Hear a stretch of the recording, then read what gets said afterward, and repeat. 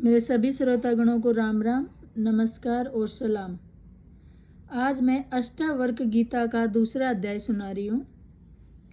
राजा जनक कहते हैं, आश्चर्य में निष्कलंक शांत प्रकृति से परे ज्ञान स्वरूप हूँ। इतने समय तक मैं मोह से संतप्त किया गया। जिस प्रकार मैं इस शरीर को प्रकाशित करता हूँ, उसी प्रकार इस विश्व को भी। अतः मैं ये समस्त विश्व ही हूँ अथवा कुछ भी नहीं हूँ। अब शरीर सहित इस विश्व को त्याग कर किसी कौशल द्वारा ही मेरे द्वारा परमात्मा का दर्शन किया जाता है। जिस प्रकार पानी लहर, फेन और बुलबुले से पृथक नहीं, उसी प्रकार आत्मा भी स्वयं से निकलकर इस विश्व से अलग नहीं। जिस प्रकार विचार करने पर वस्त्र तंतु मतलब धागा मात्र ही ज्ञात होता है, उसी प्रकार यह समस्त विश्व आत्मा मात्र ही है। जिस प्रकार गन्ने के रस से बनी शक्कर उससे ही व्याप्त होती है, उसी प्रकार यह विश्व मुझे ही बना है और निरंतर मुझसे ही व्याप्त है। आत्मा अज्ञानवश ही विश्व के रूप में दिखाई देती है। आत्मज्ञान होने पर यह विश्व दिखाई नहीं देता है। रस्सी अथवा अज्ञानवश सर्प जैसी दिखाई देती है। रस्सी का ज्ञान हो जाने पर सर्प दिखाई नहीं देता। प्रकाश मेरा स्वरूप है, इसके अतिरिक्त मैं कुछ और नहीं हूँ। वह प्रकाश और जैसे इस विश्व को प्रकाशित करता है, वैसे ही इस मैं भाव को भी। आश्चर्य यह कल्पित विश्व अज्ञान से मुझे दिखाई देता है, जैसे सीप में चांदी, रस्सी में सर्प और सूर्य किरणों में पानी। मुझसे उत्पन्न हुआ विश्व मुझ में ही विलीन हो जाता है, जैसे घड़ा मिट्टी में, लहर जल में और कड़ा सोने में विलीन हो जाता है।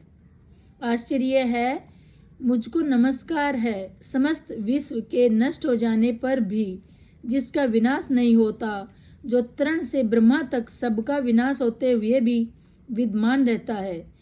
आश्चर्य है, मुझको नमस्कार है कि मैं एक हूँ, शरीर वाला होते हुए भी, जो न कहीं जाता है और न कहीं आता है और समस्त विश्व को व्याप्त करके स्थित है।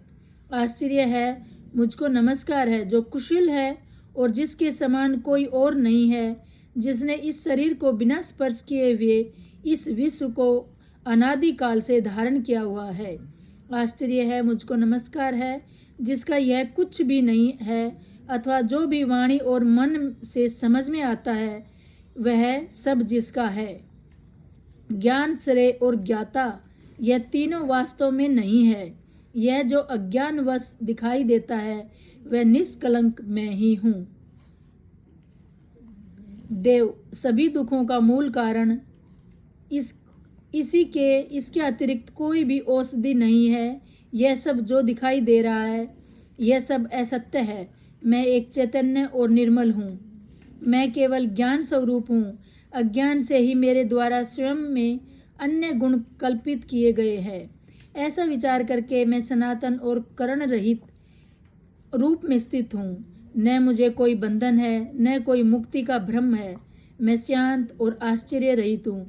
मुझ में स्थित यह विश्व भी वस्तुत मुझ में स्थित नहीं है। यह निश्चिंत है कि इस शरीर के द्वारा, इस शरीर रहित सहित यह विश्व अस्तित्वहीन है।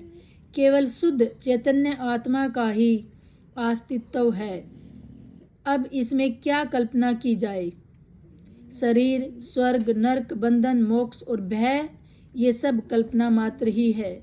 इनसे मुझे चैतन्य स्वरूप का क्या प्रयोजन है। आश्चर्य है कि मैं लोगों के समूह में भी दूसरे को नहीं देखता हूँ। वह भी निर्जन ही प्रतीत होता है। अब मैं किस से मोह करूँ। मैं न मैं शरीर हूँ, न यह शरीर ही मेरा है, न मैं जीव हूँ, मैं चैतन्य हूँ।